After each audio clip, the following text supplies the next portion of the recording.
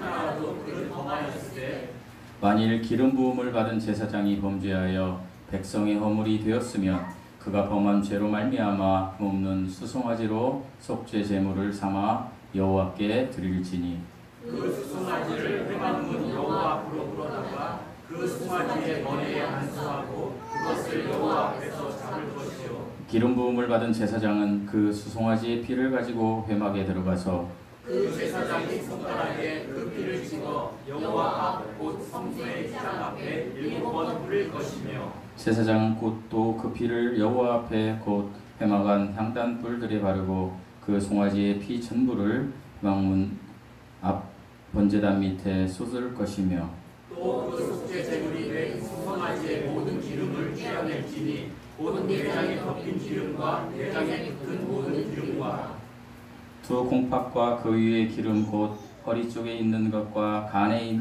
덮인 거풀을 콩팥과 함께 떼어내되 화목제 제물의 소에게서 떼어낸 같이 할 것이요 제사장은 그것을 번제단 위에서 불사를 것이며 그 수송아지의 가죽과 그 모든 고기와 그것의 머리와 정강이와 내장과 똥곧그 수송아지의 전체를 진영 바깥에 버리는 것이 정결한 곳으로 가져다가 물로 나무 위에서 사르되 또 버리는 곳에서 불사를 지니라. 아멘. 잠시 기도하시겠습니다. 하늘 영광 버리시고 이 땅에 오셔서 우리를 구원하시기 위하여 십자가의 제물이 되신 사랑의 예수님, 우리를 그 피로 구속하셨으니 속죄하셨으니 그 은혜에 감사드립니다. 하나님 아버지, 우리가 이 땅을 살아나가면서 하나님의 이 은혜를 알며 아버지 살아가게 하여 주시옵소서. 이 은혜 안에 거할 때에 우리의 걱정과 근심과 염려가 없어질 것을 믿습니다. 우리 하나님을 소망하며 우리 하나님만 바라보며 살아가는 저희들 되게 하여 주시옵소서. 하나님 아버지, 특별히 오늘 예배드릴 때에 우리의 마음과 뜻과 정성을 다하여 하나님 앞에 예배드리게 하시고 온전히 우리 하나님만 홀로 영광받아 주시옵소서. 감사드리며 우리 주 예수 그리스도의 이름으로 기도드리옵나이다. 아멘. 샬롬. 제가 요즘 이렇게 설교를 많이 듣는데 여러 목사님들 설교를 듣는데 예전에는 이렇게 판단을 했었어요, 목사님들 설교를. 근데 제 스스로를 돌이켜보면 절대로 그래서는 안 되겠다 이런 마음으로 들으니까 모든 설교가 은혜가 되더군요. 지난주에는 이제 천국에서 지금 우리 예수님과 함께 정말 행복한 시간을 누리실 조용기 목사님 설교를 좀 듣게 됐어요. 저는 예전에 조용기 목사님의 그 복설교가 기복신앙이다 해서 별로 이렇게 제 마음에 와닿지 않았는데 요즘 그런 생각이 들더라고요. 우리가 천국에 가는데 천국에 가기 전에 이 땅에서도 잘 살면 좋겠다, 우리 성도들이 그런 마음이 들어서 많이 이렇게 마음이 동화가 되더군요. 그런데 이제 목사님께서 처음에 교회를 개척하셨을 때에 천막을 쳤대요. 밭에 천막을 치고 이제 이렇게 장군가요? 북을 막 치고 다녔다고 하시더라고요. 그랬는데 어느 날 어떤 분이 와가지고 그렇게 얘기했대요. 천막을 바라보면서 이제 어떤 분이 오니까 너무 좋았던 거예요. 한 5명 정도 됐을 때에 이렇게 얘기했대요. 그분이 와서 이제 어떤 분이 오면 되게 좋죠. 그 교회가 작다 보니까 그래서 막 너무 좋아가 이렇게 환영을 하는데 목사님한테 그러셨다는 거예요. 야, 너도 못 살면서 찢어지게 이렇게 가난하면서 무슨 우리 보고 오라고냐, 나보다 못한 것이, 그러고 가셨다는 거예요. 그래서 그때부터는 그런 기도를 했대요. 하나님, 우리 교회 성도들이 꿈을 가지셨다는 거예요. 우리 교회 성도들이 저보다 잘 살게 하시고 이 땅에서도 부유하게 하시고 그래서 예배당에도 올 수 있게 하시고 그 성도들을 통해서 사람들이 저기 뭐지? 하고 와서 예수님을 만나게 해주세요. 그리고 그걸 바탕으로 우리 교회가 전 세계에서 가장 큰 교회가 되게 해주세요. 그렇게 기도했는데 그 당시에는 말도 안 되는 얘기였는데 사람들이 다 조롱하고 했는데 그렇게 됐다라는 것입니다. 아멘? 잘 살고 싶지 않으신가 봐요. 저도 하나님 앞에 그렇게 기도를 이제 하고 있어요. 여러분들이 이 땅에서도 잘 살고 지금보다 더 행복해지고 더 여유로워지고 교회에 나올 수밖에 없는 환경으로 하나님이 만들어 주시기를 이렇게 제가 소망합니다. 예. 한 예화로 이제 예화 하나 더 말씀드리면 조영기 목사님 개척에서 막 북칠 때에 그 여성도가 이제 막 교회를 오는데 너무 힘들어하는 거예요. 왜냐하면 남편이 교회 가면 죽인다는 거예요. 와가지고 술 먹고 와서 때리고 교회 와서. 그래서 여성도가 교회를 못 오는데 이제 목사님이 앞에 와서 저 교회를 못 다닐 것 같아요. 그래서 목사님이 이렇게 얘기했다는 거예요. 우리 이렇게 기도합시다. 오늘 자매님 무슨 기도를 하냐면 하나님 매 주마다 어떤 일이 있어도 교회 갈 수 있는 여건이 되게 해주세요 라고 기도를 같이 합시다 했는데 희한하게도 그 기도 전에는 남편이 매일 와가지고 천막교회 와서 때리고 행패 부리고 우리 옆편네 어디 갔어 소리 지르고 옛날 아버지들 그랬잖아요. 요즘 안 그런데 그랬는데 그 기도를 한 뒤부터는 이상하게 그 남편이 주일날 되면 어디를 가게 되는 일이 생겼다는 거예요. 그래서 매주 교회를 나오다가 이 여성도가 이제 이 믿음이 생긴 거예요. 어떤 믿음이 강력한 믿음이 생긴 거예요. 자기 안에 날 때려 죽여도 나는 간다. 결국에 그분이 전도돼 가지고 남편이 그 교회 장로님이 됐대요. 그 이야기를 하시더라고요. 여러분 우리 환경을 하나님이 바꿔주십니다.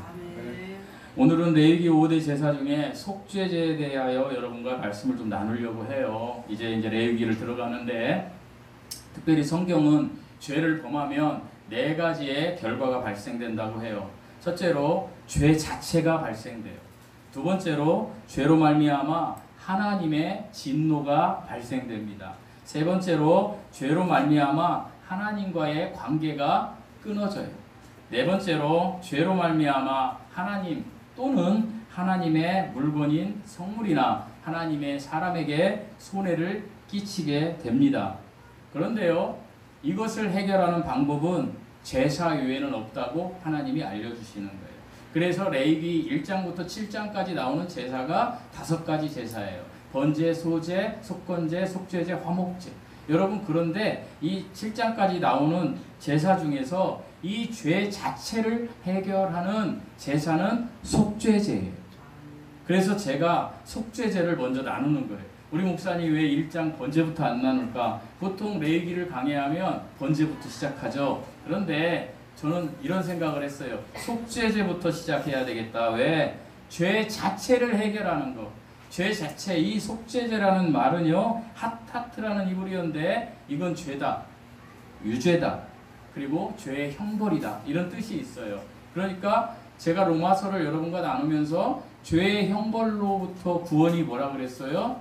죄의 형벌로부터 구원이 칭의라 그랬어요. 하나님이 죄의 형벌로부터 우리를 구원해 주시는 것이 뭐라고요? 칭의, 너 의로워 라고 인정해 주시는 거예요.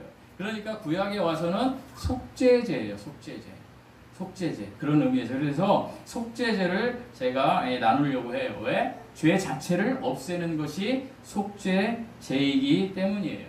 창세기 3장의 에덴 동산의 비극은요, 사람이 창조주 하나님과 단절된 것이에요. 관계가 끊어진 것이에요. 그래서 이 죄 자체를 해결하지 않으면 안 되는 상황에 봉착했어요. 왜? 이 죄를 해결해야만 하나님의 공의가 실현되는 거예요. 그런데 이 죄는 언제나 파괴하고 무너뜨리는 속성이 있어요. 누구를? 우리를요. 그래서 죄는 절대로 그리고 생명을 가져다 주지 못해요. 죄는 죽음을 가져다 줄 뿐이에요. 많은 사람들이 이것을 모르지만 하나님께서 로마서에 죄의 삭은 사망이라고 말씀하세요. 그러니까 죄는 사망을 가져오는 거예요. 그래서 절대로 이 죄 중에서 사람이 죽으면 안 돼요. 이 죄 자체를 해결하지 못하고 죽으면 안 돼요. 이것을 우리는 원죄라고 해요. 우리는 죄인이기 때문에 죄를 저질러요. 저와 여러분이 죄를 저지르잖아요. 그러나 염려하지 마세요. 걱정하지 마세요. 왜? 우리가 정말로 인격적으로 하나님을 만났다라면 이 원죄, 죄 자체는 내가 깨끗한 것이 아니라 하나님께서 너 의로워, 너는 완벽해 라고 칭하신 거예요. 죄의 형벌로부터 우리가 구원받을 수 있다라는 거예요. 에덴 동산의 모든 것들은 한순간에 죄로 말미암아 한순간에 다 끊어졌어요. 에덴 동산에서 친밀하게 하나님과 누리던 그 관계, 교제, 에덴 동산에 가득했던 하나님의 임재와 영광과 기쁨과 평안함이 없어졌어요. 그래서 하나님께서 이제 구약에서는 이것을 해결하기 위해서 우리에게 알려주시는 것이 무엇이다? 속죄제이다. 죄 자체를 해결하는 게 무엇이다? 속죄제이다. 제가 지난주에 아멘 하시라고 그랬는데 할 때마다 죄 자체를 해결하는 것이 무엇이다? 속죄제다. 속죄제사다. 하나님과 단절된 관계를 회복시키는 것이 무엇이다? 속죄제이다. 그런데 하나님과 단절된 깨어진 관계를 회복시키는 건 사실은 제사라고 해요. 전체 제사지만 우리의 원죄를 해결하는 건 무엇이다? 속죄제이다. 그런데 이 제사는 오늘날에 무엇이다? 예배이다. 그래서 예배가 하나님의 상상할 수 없는 하나님의 은혜이고 기회인 거예요. 여러분 이곳에 오셔야 예수 그리스도를 만날 확률이 찬스가 많다라는 이야기. 그리고 구원받았으면 여전히 내가 세상에서 내가 죄인이기 때문에 아직 내 몸이 죄의 구속을 받고 있기 때문에 죄를 짓고 있지만 이곳에 와서 그 죄를 해결받고 하나님 앞에 예배드려서 우리가 영적으로 충만함을 얻는, 우리 이미 깨끗해졌어요. 이제 충만함을 얻는 거예요. 여러분 우리가 이제 이렇게 가끔 구원받으면은 순복음교회 같은 데서는 막 집회를 하면서 뭐라고 얘기하냐면 여러분 오늘 성령 받으시기 바랍니다. 그런데 그 말은요 성령을 안 받은 사람에게 이야기하는 거예요. 그 예배에 성령을, 예수님을 인격적으로 한 번도 못 만난 사람들은 성령을 받아야 해요. 그러나 저와 여러분이 인격적으로 하나님을 만났다면 우리는 어떻게 성령을 이미 받은 거예요. 그럼 우리는 예배를 통해서 어떻게 돼? 성령 충만해져요. 여러분 성령 충만하다는 뜻이 무엇인지 아세요? 여러분 이 성경 66권은 무엇이에요? 하나님의 영감으로 지어진 하나님의 살아있는 말씀이에요. 다른 말로 하면 이건 하나님의 생각이 말씀으로 기록된 거예요. 그러니까 성령 충만하다는 것은 하나님의 생각이 나의 생각을 그냥 다 완벽하게 집어삼켜버려가지고 온통 내가 하나님의 생각으로 가득 찬 거예요. 그 말은 다른 말로 무엇이에요? 내가 하나님의 말씀으로 충만해 있는 거, 이것이 성령 충만이에요. 그러면 어때요? 밥 굶고 북치고 이런 것도 성령 충만, 감정을 울리는 것도 성령 충만이라고 볼 수도 있겠지만 그보다 더 근본적인 것은 우리가 하나님의 말씀을 통해서 내 생각이 없어지고 하나님의 생각으로 가득 차서 하나님의 하라는 것을 하는 거, 하나님의 하지 말라는 것을 안 해서 내가 정말 하나님으로 가득 찬 것이 성령 충만이에요. 그래서 여러분이 하나님의 말씀을 묵상해야 된다는 거예요. 근데 잘 안 되니까 이렇게 나와서 예배를 통하여 그렇구나 하고 내가 또 이렇게 그 기회를 통하여 나아간다라는 거예요. 사랑하는 성도 여러분, 속죄제라는 말에서 속죄라는 말의 뜻이 무엇인지 아십니까? 이것은 죄를 대신 씻어서 구원한다라는 뜻이 있어요. 속죄가 뭐라고요? 죄를 대신 씻는 거예요. 대신 죄를 씻어주시는 거예요. 그런데 이 속죄제에 대하여 나오는 특별히 이 4장에서 속죄절에 나오는 섹션이 4가지가 있는데 첫 번째 섹션, 우리가 1절에서 12절까지 읽은 sek션은요 제사장이 드리는 속죄제, 그리고 두 번째 섹션은 13절부터 21절까지는 온 회중 모든 사람이 이제 드리는 속죄제예요. 그리고 세 번째 섹션은 22절부터 26절은 족장들이 드리는 속죄제예요. 그리고 네 번째 27절에서 35절은 평민들이 드리는 제제. 그러니까 모든 사람이 속죄제를 드리는데 중요한 사실이 있어요. 오늘 우리가 읽은 제사장이 드리는 속죄제가 있다라는 거예요. 이게 무엇을 의미할까요? 제사장은 그 당시에 엄청난 그 높은 위치에 있던 지도자들이었어요. 보통 사람보다 훨씬 더 도덕적이고 종교적인 사람들이었어요. 경건한 사람들이었어요. 그럼에도 불구하고 그들도 반드시 속죄제를 드렸어야만 된다라는 거예요. 왜요? 이 강단에서 목사라고 장로라고 있지만 많이 있어요. 타이틀이 종교적으로. 그리고 굉장히 경건한 것 같아요. 그러나 그들에게도 여전히 죄 자체가 해결되지 않은 사람이 있다. 그리고 죄 자체가 해결되었어도 그가 죄로 그냥 가득한 삶을 사는 사람이 있다. 그래서 이들도 속죄제를 드려야 된다, 안 드려야 된다? 드려야 된다. 그러니까 오늘날로 보면 저 같은 목사도 속죄제를 드려야 되는 거예요. 그 사실을 지금 4장 3절에서 알려주고 계세요. 우리 3절 말씀 읽어보시겠습니다. 3절 시작.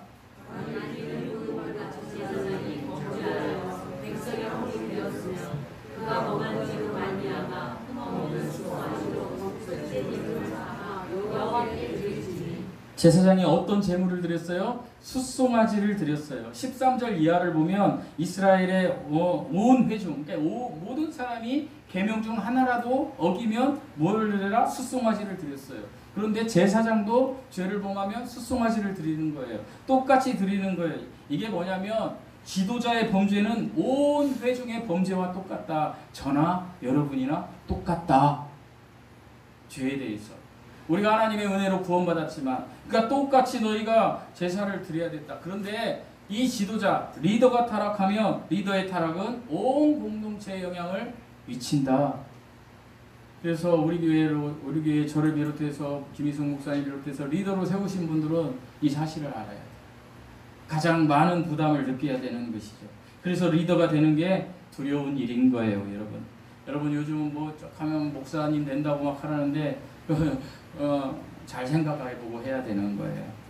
그래서 제사장이 죄를 범하면 먼저 자기 자신을 위해 숫송아지를 제물로 드려야 됐던 거예요. 숫송아지. 그런데 이 숫송아지가요, 그냥 숫송아지가 아니에요. 그냥 막 밖에 가가지고 들판에 있는 송아지를 잡아오는 게 아니에요.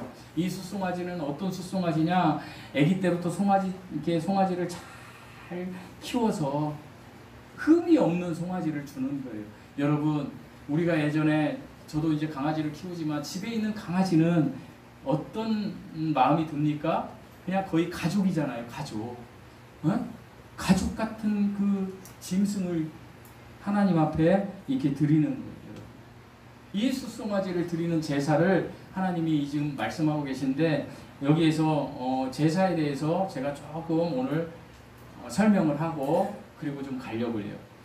제사는 오늘날에 뭐라 그랬어요? 예배라 그랬어요. 로마서 12장 1절을 보면 이런 말씀이 있어요. 내가 하나님의 모든 자비하심으로 너희를 권하노니 너희 몸을 하나님이 기뻐하시는 거룩한 산 제물로 드리라. 예배가. 이게 예배예요. 이 예배가 제사예요. 그런데 구약시대의 제사는요, 6단계로 돼요. 이제 번제 또 뭐 이렇게 하겠지만 똑같아요. 그러니까 오늘 들으시고 제가 또 계속해서 반복하겠지만 들으시면 돼요. 그런데 첫 번째 흠없는 제물을, 이제 제가 시간이 없으니까 요약을 해드릴 테니까 성경을 읽으세요. 흠없는 제물을 하나님의 회막 앞으로 가져와요. 그러니까 숫송아지를 가져오는 거예요. 속죄제 같으면. 그리고 그 숫송아지를 안수하는 거예요. 그리고 세 번째, 그 숫송아지를 잡는 거예요. 잡는 건 뭐예요? 죽이는 거예요. 그 다음에 네 번째, 죽었죠? 가죽을 벗기는 거예요. 다섯 번째, 조각을 내는 거예요. 여섯 번째, 조각난 것을 다 그 번제단에 올려놓고 태우는 거예요. 그럴 때 하나님이 향기롭다 이러시는 거예요. 말이 돼요, 안 돼, 이게? 하나님을 얼마나 잔인해요. 그런데 조금 더 잔인하게 얘기해 볼게요. 여러분, 이 소를 이제 데려와요. 그럼 소가 오려고 할까요? 안 올까요? 안 갈 거예요. 소가 다 안 돼요. 근데 소를 데려와서 제사장이 안수해요. 안수를 하고 이제 소를 잡아요. 소를 잡는데 어떻게 잡냐? 소를 제가 언젠가 한번 얘기했지만 잡는 방법이 세 가지. 레위기에서는 첫 번째, 심장을 찔러서 죽이는 방법. 두 번째, 여기 눈 미간을, 급소가 있잖아요. 소 거기를 찔러서 죽이는 방법. 세 번째, 동맥을 잘라서 죽이는 방법. 어떤 방법이 소 입장에서 제일 편할까요? 여러분 한번 골라보세요. 셋 중에 뭔 방법이 좋을 것 같아요? 예? 다 안 좋죠. 근데 하나 고르라는. 첫 번째, 심장을 찌르는 거. 소의 심장은요, 시오의 심장을 찔러서 죽일 때에 소가 죽는 것은 우리 그 고대 문헌에 보면 우표 있죠. 우표 아세요? 우표 사이즈만한 데를 정확히 찌르면 죽는데요. 자, 그러면 이제 소가 왔어요. 자, 이제 소를 잡아요. 소를 잡는데 칼로 잡아요? 칼로 못 잡아요. 칼로 못 잡죠. 찔러야 되죠. 그러면 어떻게 해요? 긴 꼬챙이 같은 걸로 어떻게 소를 찔러요. 심장 쪽에 푹 찔러요. 소가 죽어요? 안 죽어요? 안 죽어요. 계속 찌르는 거예요. 계속 7번, 8번, 10번. 그럼 찔렀다가 나올 때마다 뭐가 튀어요? 피가 튀어요. 여러분 뭐하고 상상되세요? 여러분 패션 오브 크라이스트 봤지만 그 채찍, 조각난 채찍으로 딱 찍어가지고 긁을 때 예수 그리스도의 피가 튀었어요? 안 튀었어요? 튀었어요. 똑같은 거예요. 소가 난리를 치는 거예요. 소가 난리를 치고 막 난리를 치면서 죽어가는 거예요. 두 번째, 미간사이 급소를 찌르는 거예요.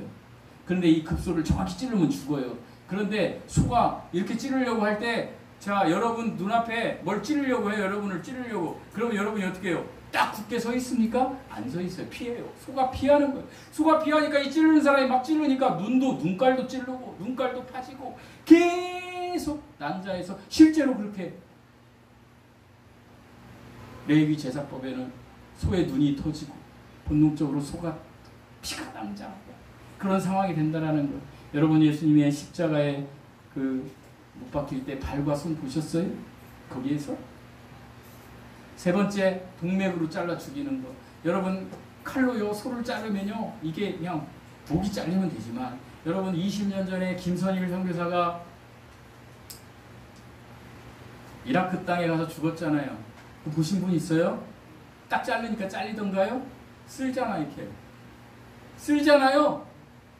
그런데요, 이 짐승은요, 이 목이 3분의 2가 자를 때까지 살아있다는 거예요. 3분의 2가 피가 쏟아져가지고 막 날뛴다는 거예요. 이 쏟아질 때까지.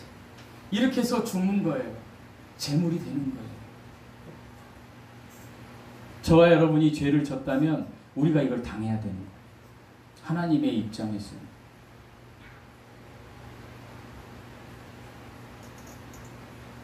속죄제는 숫송아지를 잡지만 번제에서는 송아지나 양을 잡아요.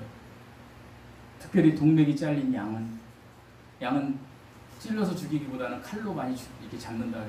양이 이렇게 죽는데요. 죽을 때 사람의 눈을 본대요. 양이 온순한 동물이잖아요.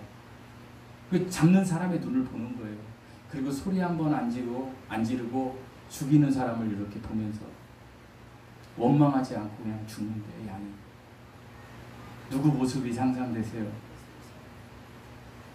저와 여러분을 구원하신 성자 하나님 예수 그리스도가 저와 여러분의 죄 때문에 그렇게 돌아가신 거예요.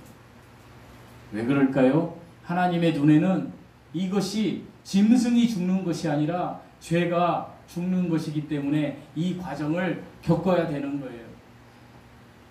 이 사람의 죄덩어리가 죽는 거예요. 이것이 지금 말씀드린 것이 죄의 심장이 죽는 것이고, 죄의 미간이 쪼개져서 잘라져서 죽는 것이고, 죄의 껍질이 벗겨지고 조각조각 부서져서 난도질 당해서 태워질 때에, 그때에 하나님께서 죄가 없어져서 하나님이 향기롭다. 우리는 그 불쌍한 소나 양을 보지만 하나님은 무엇을 봐요? 그 죄가 얼마나 악한 것인가, 그걸 보는 거예요. 그래서 이 제사법을 통해서 이렇게 하지 않고는 안 되기 때문에 하나님께서 이 길을 걸어가게 한 거예요. 제물에게. 여러분은 지금 어떤 생각이 드세요? 제가 이렇게 얘기하니까 하나님 너무 잔인하다. 그렇죠. 그러나 인간이 볼 때 잔인함, 도살한다고 하잖아요. 그런데요, 오늘 말씀에서 제사를 지낼 때 정말 중요한 사실을 우리는 하나 발견해야 돼요. 그것이 무엇이냐면 4절 말씀 읽어보시겠습니다. 4절 시작. 4절 시작.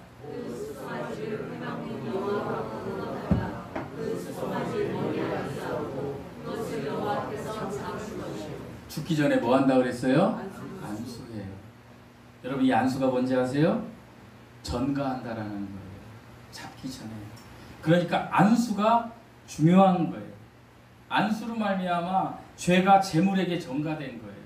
그러니까 하나님의 입장에서는 그 소가 불쌍한 존재가 아닌 거예요. 이제 왜? 우리의 죄가 그 소에게, 짐승에게 다 전가가 됐으니까 대가를 치러야 되는 거예요. 이게 공의예요. 우리는 이걸 안 보고 그냥 이거 보니까 막 소가 이런 것만 보지만 아니에요. 회막에 온 소에게 안수할 때에 그때에 그 모든 죄가 소에게 간 거예요. 원래는 누구에게 누가 이것을 당해야 돼요? 저와 여러분이 이걸 당해야 되는데 안수함으로 도살이 되는 게 아니에요. 죄가 그 제물에게 전가된 거예요. 그러니까 소나 양은 죽는 게 아니라 안수한 사람의 죄가 되어서 하나님의 심판을 받는 거예요, 여러분. 그러니까 그 소가 저와 여러분이었어요. 그렇게 죽어야 했어요. 그리고 지옥에서 영원히 막 그렇게 있어야 되는데 어떻게 해요? 그 제물이 대신 소나 양이 제물이 되어서 우리의 죄를 다 가져가서 우리는 이제 그것을 안 당해도 되는 거예요. 그런데 구약시대 때 이렇게 했는데 이 제물이 되신 분이 누구예요? 이 소나 양이 되신 분이 누구예요? 하나님이세요. 우리 주 예수 그리스도이세요. 그런데도 하나님 앞에 감사하지도 않고 감격하지도 않고 그냥 그렇게 사는 우리들을 보면서 하나님이 지금 피눈물을 흘리고 계신다는 거예요. 여러분이 예수 그리스도를 만났다라면, 그것을 생각한다라면 내가 그 길을 걸어가야 돼. 여러분이 소나 양이 되었어야 된다니까요. 근데 그것을 누가? 예수님이 그것을 갖고 하나님의 심판을 다 받으신 거예요. 죄로 죽이신 거예요. 누구 죄로? 우리 죄, 내 죄로 죽으신 거예요. 하나님의 심장이 찢어지고 하나님이 난도질 당하고 하나님이 조각조각 동맥이 끊어져서 다 없어지는 존재가 누구 때문에 된 거라고요? 나 때문에. 소나 양이 불쌍한 것이 아니라 그 소나 양이 예수님이라는 거예요. 예수님이라니까요. 여러분, 세상에서도 나에게 누군가가 은혜를 끼치면 감사해서 어쩔 줄 모르잖아요. 그런데 나 때문에 이렇게 죽으셨다니까요. 그러시면서 뭐라고? 내가 너 때문에 이 길을 갔어. 십자가의 길. 그러는데 우리는 그거에 감격하지 않아요. 아니, 심지어 감격해서 나의 죄 때문에 대신 죽으신 분이 예수 그리스도이십니다. 아멘. 해놓고도 여전히 지금 그 길을 걸어가지 못하는 사람들, 그 예수 그리스도가 내 죄를 대신 담당하셨다는 걸 모르는 사람들을 위해서 복음을 전하지도 않아요. 여전히 내 의로 살아요. 여전히 내가 하면 되지 뭐 이러고 산다라는 거예요. 여러분, 정말 그러시면 안 돼요. 제물 대신 이 소의 자리에 가신 예수님을 생각하면서 그것은 나 때문에 그랬어. 그걸 생각하면 우리가 레위기를 통하여 이렇게 죽으신 예수님을 생각하면 내가 감사하지 않을 수가 없다라는 거예요. 하나님께서는 죄를 알지 못하시는 분에게 우리를 대신해서 죄로 삼으신 거예요. 영원전에 완벽한 상태로 우주 밖에 영혼의 세계에서 성부와 성자와 성령으로 계신 하나님, 각각 존재하시지만 하나이신 하나님, 하나가 빠져도 절대로 하나님일 수 없는 그 하나님의 속성 중에 한 분이신 하나님, 한 유이신 하나님께서 우리 때문에 이 땅에 와셔서 이 소처럼 죽으신 거예요. 저와 여러분. 그런데 어떻게 감사하지 않은가요? 그러시면서 예수님이 이 땅에서 살아계실 때에 요한복음 14장 6절에 뭐라고 말씀하셨느냐? 내가 곧 길이요 진리요 생명이다. 나로 말미암지 않고는 누구든지 아버지께로 올 자가 없는, 내가 길이야 라고 말씀하시는 거예요. 히브리서 10장 20절에는 이렇게 말씀하세요. 그 길은 우리를 위하여 휘장 가운데로 열어놓으신 새로운 산길이요 휘장은 곧 그의 육체라. 여러분, 이제부터 여러분은 예수 그리스도를 믿었으면 하나님께서 하나님으로 그냥 다가갈 수 있는 하나님의 자녀가 된 거예요. 목사도 필요 없어요. 거기 가는 데는 하나님과 여러분과의 그거 하나만 관계만 있는 거예요. 예수 그리스도께서 자신의 육체를 찢으신 것으로 말미암아 휘장이 찢어진 것처럼 자신의 육체를 찢으셔서 이제 우리를 구원하셨어요. 그분이 창조주예요. 그분이 하나님의 생수의 근원 되신 하나님이에요. 이스라엘 백성들이 예레미야서에 보면 생수의 근원이신 하나님을 버려버리고 그들이 어떤 죄를 지냐? 자기 자신들이 웅덩이를 파요. 내가 할 수 있어. 여러분, 우리도요, 하나님을 의지하지 않고 여전히 내가 할 수 있어. 그러다 매 맞고 돌아오는 거예요. 생수의 근원이신 하나님, 이분이 나를 구원하셨다. 오직 이분 외에는 길이 없다 라고 생각하셔야 되는 거예요. 사랑하는 성도 여러분, 이 모든 것이 시작점이 뭐냐? 세상에 종교 많죠. 그거는 거짓 종교, 사단의 종교예요. 예수 그리스도만이 길이에요. 시작점은 어디예요? 내 죄가 예수 그리스도에게 전가될 때부터 시작된 거예요. 여러분, 사람의 죄가 안수를 통해서 소와 양에게, 그 제물에게 전가되어 그 제물이 안수한 사람의 죄가 되어 하나님의 심판과 진노를 다 받아서 그렇게 죽었어요. 원래는 누가 받아야 돼요? 저와 여러분이 받아야 돼요. 어디에서? 지옥에서. 그런데 이 모든 것이 예수 그리스도께 전가됨으로 시작됐어요. 그리고 예수 그리스도께서 그 온전한 제사를 단 한 번에 드림으로 우리가 은혜를 받은 거예요. 그러면 도대체 내 죄를, 내 추잡스럽고 그 더러운 죄를 예수 그리스도께 전가시키는 방법이 뭘까요? 저와 여러분은 이미 전가를 받았어요. 그런데 저와 여러분 말고 예수님을 안 믿는 사람들이 있잖아요. 이 안 믿는 사람들이 그 더러운 원죄 때문에 짓는 죄들, 모든 죄들이 있지만 그 원죄, 하나님과의 관계가 끊어진 그 죄를 예수 그리스도에게 전가시키는 방법이 뭐냐라는 말이에요. 그걸 말씀드릴게요. 예수 그리스도께 그 죄를 전가시키는 방법은요, 딱 한 가지 방법밖에 없어요. 따라서 해보시겠습니다. 따라서 해보시겠습니다. 하나님이 세상을 이처럼 사랑하사 독생자를 주셨으니 이는 저를 믿는 자마다 멸망치 않고 영생을 얻게 하려 하심이라. 이를 가능하게 하는 것은, 하나님에게 죄를 전가하게 하는 것은, 가능하게 하는 것은 오직 예수님을 믿는 것뿐이에요. 아멘이세요? 예수님을 믿는 것이 우리의 죄를 어떻게 해요? 전가시키는 거예요. 예수님에게. 예수님을 믿으면 여러분이 구원받는 거예요. 여러분이 예수님을 믿으면 예수 그리스도께서 믿음을 선물로 주신다니까요. 그 믿음 안에는 복음이 있고 하나님의 의가 있어요. 너는 의인이야. 너는 나하고 이제 관계를 맺었으니까 나의 자녀가 됐어 라고 하나님이 하신다니까요. 그럼 우리는 뭔만 하면 돼요? 예수 그리스도를 믿으면 되는 거예요. 어디에서요? 하나님의 생각이 말씀으로 표현된 이 성경을 통해서 예수 그리스도를 믿을 때 우리가 구원받는 거예요. 아멘? 이것이 전가예요. 이 모든 제사의 완성은 예수 그리스도를 믿는 믿음에서 완성된다는 거예요. 어디에서 완성된다고요? 예수 그리스도를 믿는 믿음에서 완성되는 거예요. 여러분, 예수 그리스도를 믿으면 어떻게 되는지 아세요? 예수 그리스도를 믿으면 호적이 바뀌어요. 내가 하나님의 자녀가 되는 거예요. 하나님이 의롭다고 칭하시는 거, 나 여전히 죄를 짓는데 하나님이 의롭다고 칭찬을 하시는 거예요. 그러시면서 하나님이 믿음을 주세요. 야, 내가 육신이, 요한복음 1장 14절, 내가 육신으로 가서 너를 위해 십자가에 못 박혀 내가 죽었다. 고린도서 15장 1절에서 4절까지. 그리고 내가 다시 살아났다. 왜? 하나님인 걸 너에게 알려주기 위해서. 그리고 내가 부활했고 다시 오겠다라고 하는, 다시 오겠다라는 걸 기다리는 거잖아요, 우리가요. 이게 복음이에요. 이것이 진짜로, 실제로 나에게 믿음으로 받아들여지는 거예요.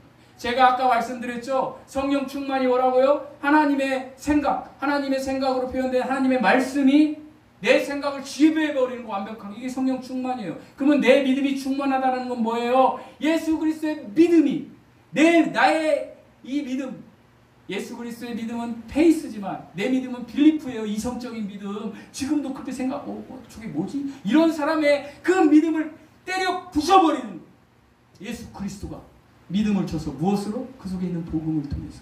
그러니까 지금 똑같이 요한복음 3장 16절을 읽으면 이렇게 낭독하면서도 막 그 말씀에 그냥 떨어진 사람이 수도 없어요. 그래서 목사 된 사람도 있고 선교사 된 사람도 있고. 제가 좋아하는, 이름이 갑자기 생각이 안 되네. 이게 머리 이게 보기엔 누구죠? 사모님? 아, 김용희 선교사님. 제가 되게 좋아하거든요. 김용희 선교사님. 50명만 되면 김용희 선교사님하고 박병호 목사 한번 모시려고 그러는데 아들남 잔치 후에 그렇게 합시다. 네. 김용희 선교사님. 그분이 부잣집에 아들로 태어났어요. 어떤 부잣집이 아니라 일제시대 딱 지나고 나서 그때는 뭐 해야 돈을 많이 벌었을까요? 술 장사해야 많이 벌었어요. 그 아버지가 요정 같은 걸 술집을 한 거예요. 부유하게 태어났는데 그 아버지가 일찍 죽어서 이제 김용희 선교사님이 아주 그냥 가난하게 된 거예요.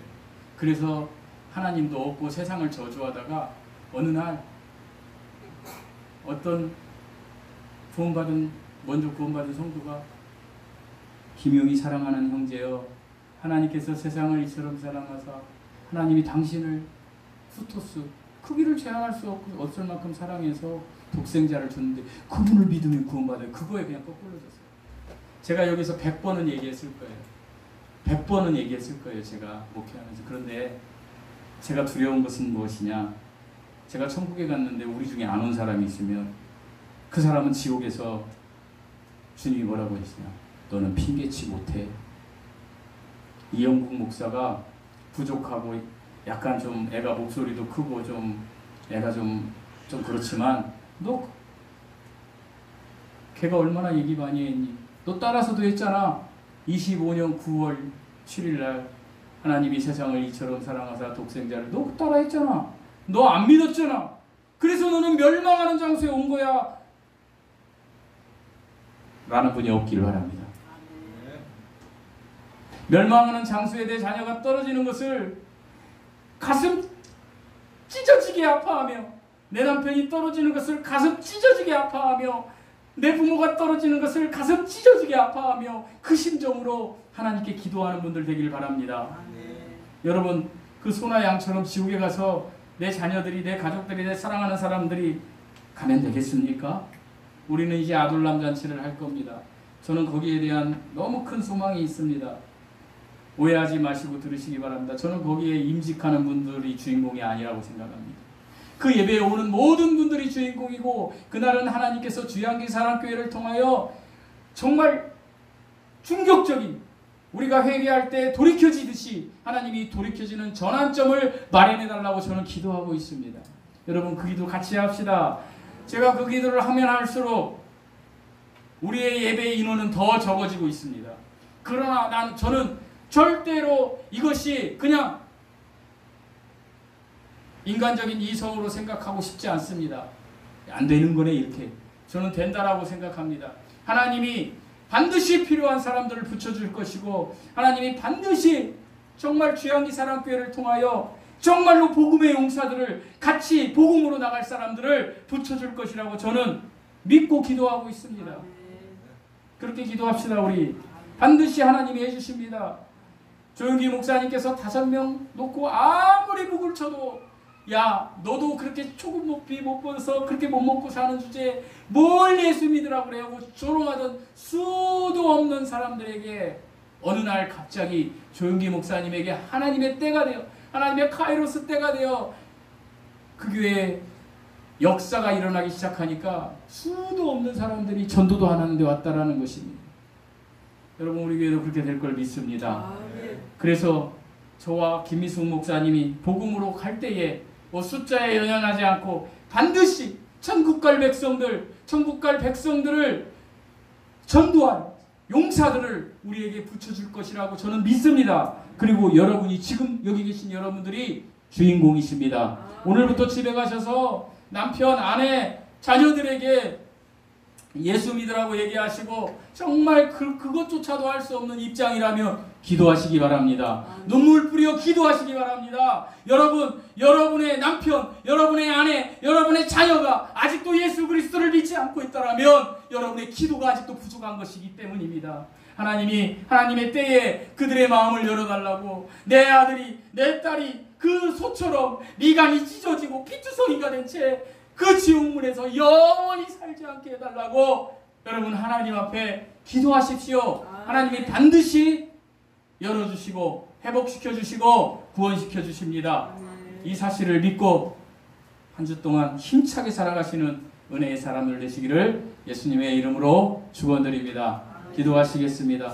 하나님 아버지 감사합니다. 우리를 구원하여 주셔서 우리는 이제 하나님께서 계신 그 천국에서 우리 하나님과 함께 영원히 살 것인데 아직도 우리 주위에 하나님과 함께 살지 못하고 영혼의 장소에 갈 사랑하는 사람들이 있습니다.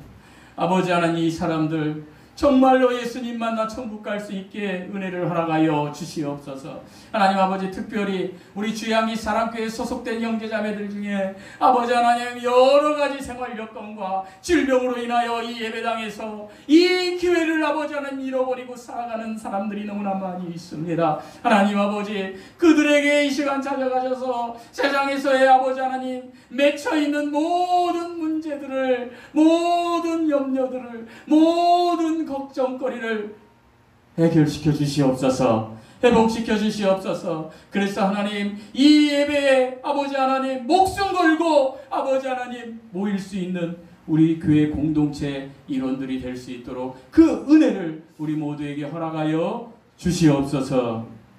이제는 우리 주 예수 그리스도의 은혜와 하나님의 사랑과 성령의 교통하심, 사랑하는 모든 형제자매들에게 영원토록 우리 예수님이 함께 하시기를 우리 주 예수 그리스도의 이름으로 축복드리고